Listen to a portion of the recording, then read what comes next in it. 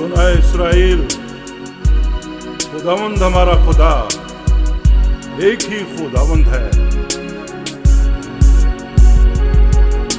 तू अपने सारे दिल और अपनी सारी जान और अपनी सारी ताकत से खुदावंद अपने खुदा से मोहब्बत रख।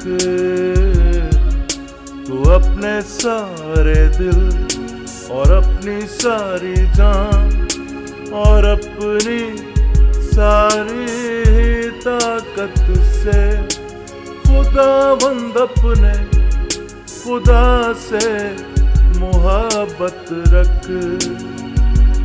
और ये बातें जिनका हुक्म आज मैं तुझे देता हूँ, और ये बातें जिनका हुक्म आज मैं तुझे देता हूँ, तेरे दिल पर नक्श रहे, तेरे दिल पर नक्श रहे।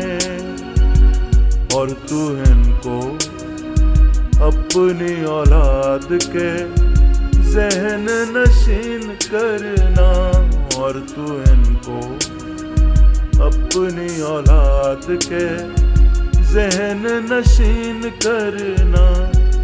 और घर बैठे और राह चलते और लेटते और उठते वक्त इनका जिक्र किया करना,